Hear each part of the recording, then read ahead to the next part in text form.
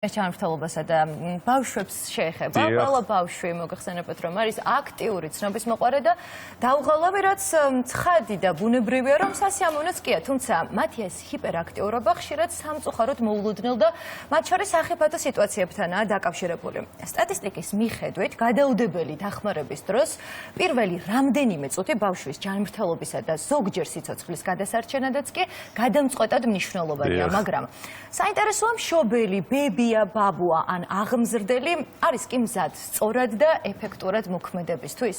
სწორედ ამიტომ დღეს გავიგებთ, როგორ უნდა მოვიქცეთ ექსტრემალურ სიტუაციაში, იქნება ეს რაიმეს გადაცდენა სასუნთქ სისტემაში, მძიმე დაზიანება სხეულზე, ალერგიული რეაქციება თუ სხვა.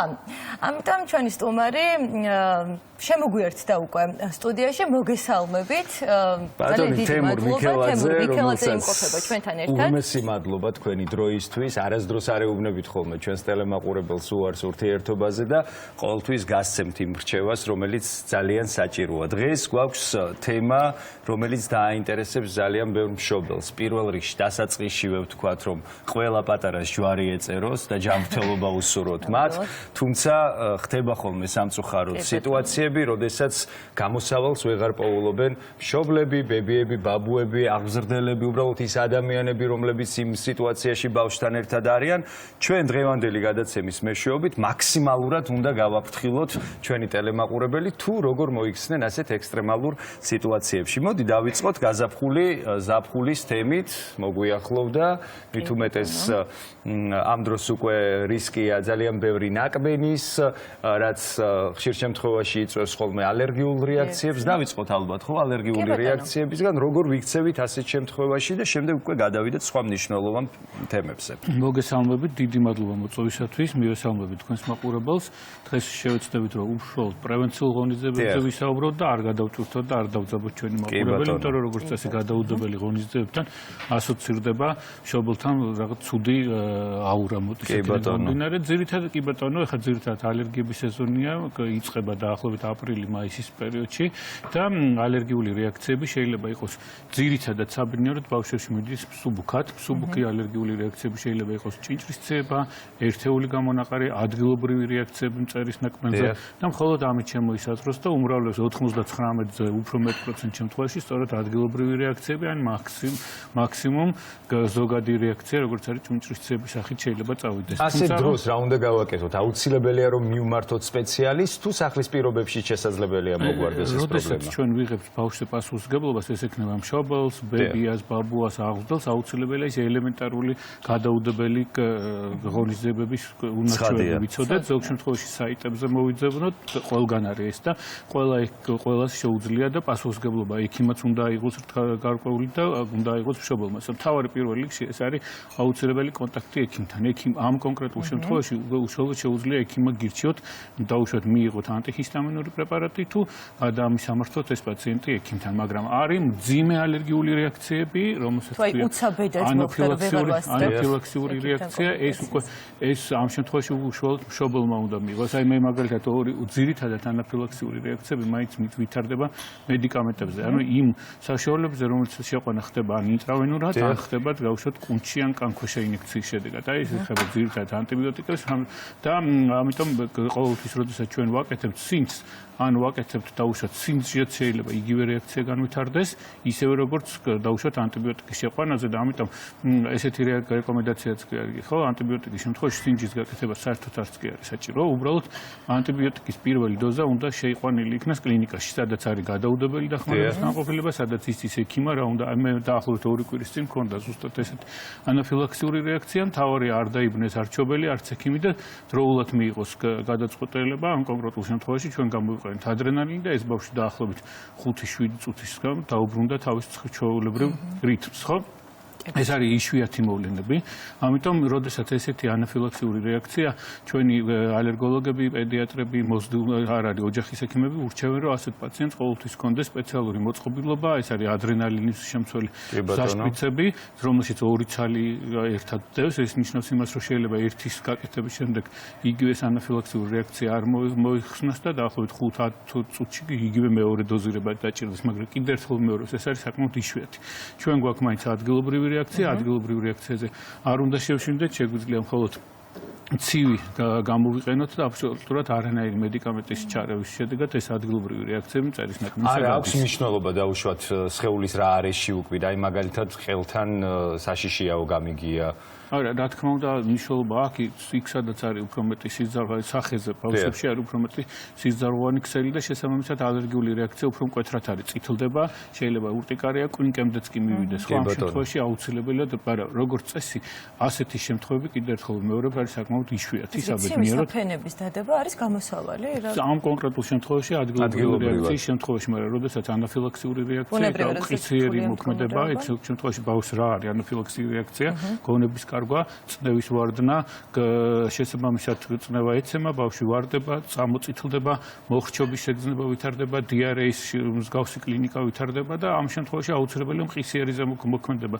თუ მყისიერად ვერ მოქმედებს, შეიძლება სავალალოდ დამთავრდეს ეს პროცესი. ამიტომ თავის ზოგ შემთხვევაში დაგჭირდება გულფილტვის რეანიმაცია და მაგ საბედნიეროდ ასეთი ანაფილაქსიური რეაქციები ძირითადად ვითარდება ხოლმე მაინც კლინიკაში, როდესაც პირველად შეყვავს რაღაც კონკრეტული მედიკამენტოზური ბატონ თემურ, თუმცა არსებობს ასევე არაერთი საკვებ პროდუქტი და საკვებ დანამატიც მათ შორის, რომელსაც იღებენ ხოლმე ბავშვები და ამის მეშვეობითაც ვითარდება ალერგიული რეაქცია. ესეთი მძიმე ალერგიული რეაქცია ვითარდება. ეს არის არახისი, ეს არის თევზი შეიძლება იყოს და რძე, თაფლი და ასე შემდეგ. დიდი ოთხიანი, დიდი რუიანი და ეს კონკრეტულად ყოველთვის იცის მშობელმა და ზოგ შემთხვევაში ქვეყანაში მარკირებაც კი ხდება ასეთი ბავშვების და უკეთიათ სპეციალური სამაჯური, სადაც წერია თუ რა კონკრეტულ ნივთიერებებზე შეიძლება ქონდეს ამ ბავშვს ალერგია. კი ბატონო. ჩვენ საკვები ვახსენეთ და ალერგიებზე ვისაუბრებთ, თუმცა ასევე ხშირად არის მსგავსი შემთხვევები, როდესაც საკვები გადაცდება ხოლმე ბავშვს. თუნდაც ჭამის დროს, როდესაც ცელქობს, ან სიცილის დროს, ნებისმიერ შემთხვევაში. რა უნდა გავითვალისწინოთ ასეთ დროს, იმიტომ რომ ექიმთან ვიზიტი, ან თუნდაც გადაუდებელი დახმარების გამოძახების შემთხვევაში საკმაოდ დიდი დრო 8-10 წუთი მაინც სჭირდება. გარდა ამისა, პანიკაში ვარდება ხოლმე მშობელი და ადამიანი ზოგადად, ვინც ბავშვთან ერთად იმყოფება და იმის მიუხედავად რომ რაღაცა ცდილობს რაღაც გააკეთოს, აბსოლუტურად არასწორ ქმედებას ჩადის. აი, ჩვენ გვაქვს 4-5 წუთი არის მნიშვნელოვანი, ხო, კრიტიკულად.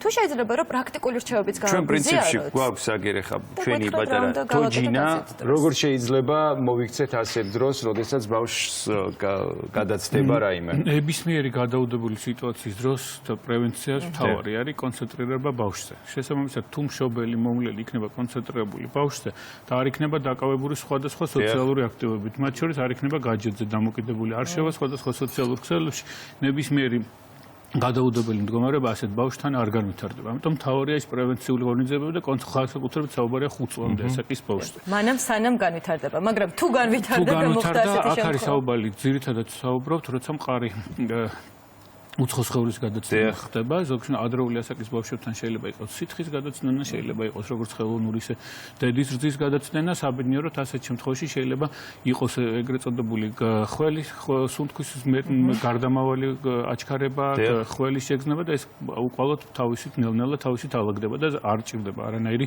გადაუდებელი ღონისძიებების ჩატარება ამ ბავშვს. ზოგ შემთხვევაში შეიძლება მაქსიმუმ 2 კვირის განმავლობაში, როცა სითხის გადაცემა ხდება, განვითარდეს დაუშვათ პნევმონია 1-დან 10% შემთხვევაში და ისიც პრაქტიკულად უპრობლემოდ მოგვარდება. მაგრამ როდესაც არის მყარი სხეული, როდესაც არის სათამაშოს გადაცემა და ყოველთვის უნდა იყოს, რომ მარკირება აქვს სათამაშოს თქვენ თუ ხედავთ 3+, ანუ 3+ არასოდეს არ უნდა ეკავოს 1 წლის ბავშვს. კი, პატარა ზომის სათამაშოები არ უნდა მივცეთ პატარა ბავშვებს. ყოველთვის ბავშვები ცდილობენ ყველაფერს ხელი მოკიდონ და პირში ჩაიდონ. შესაბამისად, ან განსაკუთრებით როცა ელემენტების, საათის ელემენტების გადაცემა ხდება, როდესაც გადაყლაპვა ხდება, რომლებიც იწვევს პირიქით დამწვრობას. კიდევ სხვა საფრთხეებია მჟავის. სხვა საფრთხეებია, ამიტომ თავარი, რასაც ვაკეთებთ უცხო სხეულის გადაცემის დროს ადრეული ასაკის ბავშვებში, არასოდეს არ უნდა დავიკავოთ ესეთ პოზაში ბავშვი, ხო? ეს არის დაახლოებით ახლა ჩვენ ზუსტად კუთხეებს 30% დაიკავე, 45-ით ეს შეიძლება ექიმმა გააკეთოს, მაგრამ მშობელი იკავებს ესეთ პოზაში ადრეული ასაკის ბავშვს და აკეთებს ბიძგისებურ მოძრაობებს. ბიძგისებურ მოძრაობებს, იმიტომ რომ რამე თუ როგორც მოგეხსენებთ, ეს პირველი 2-3 წუთია. მნიშვნელოვანი, 10 წუთის შემდეგ თუ ეს ბოლომდე დაახშო, შეიძლება სავალალო შედეგამდე მივიდეთ. ვიწყებთ ბიძგისებურ მოძრაობას, რამდენიმე ბიძგისებურ, ან ზოგ შემდეგ გადმოვაბრუნებთ მას და პირიქით ვიწყებთ ასეთ მოძრაობას. და პირიქით. და უფრო მოზრდილი ასაკის ბავშვებში 5 წლის ზემოთ. 4 წლის ზემოთ არის სპეციალური მანევრი, რომელსაც ქვია ჰეიმლიხის მანევრი და ესეთ ორ ხელით ვიღებთ ასეთ მდგომარეობაში და გვახდენთ უკვე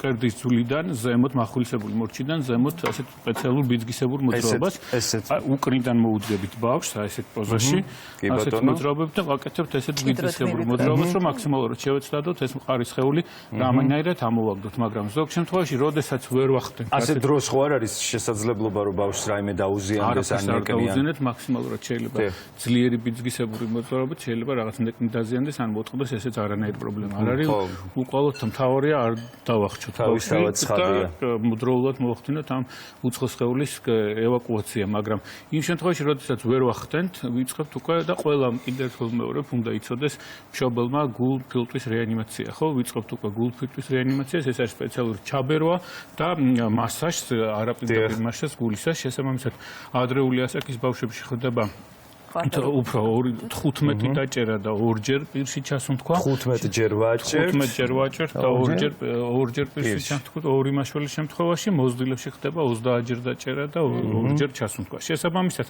ამ კონკრეტულ შემთხვევაში ვცდილობთ რომ თუ ვერ ამოვახდინოთ ეს უცხო სხეული პირიქით გადავაცდინოთ და ჩავიტანოთ უკვე ქვედა სასუნთქზებში რამე თუ ეს მეორე ეტაპია უკვე ეს თუ ვერ ამოვიღეთ ეს იმ შემთხვევაში რომ ბავშვმა დაიწყოს უკვე სუნთქვა შესაბამისად ეს შემდეგ უკვე ვახდენთ ამ პაციენტის დროულ რეფერალს კლინიკაში და იქ უკვე სპეციალური მოწყობილობებით ეს იქნება ბრონხოსკოპი ძირითადად და ბრონხოსკოპით მოხდება უცხო სხეულის ამოტანა. ანუ უნდა ჩავაგდოთ. ჩაბჟირების შემთხვევაში რა შეიძლება გაითვალისწინოს მშობელმა? რამდენად შეიძლება საშიში გახდეს ეს? ჩაბჟირება ის არის, რომელიც პანიკას იწვევს ხოლმე სრულიად ოჯახში.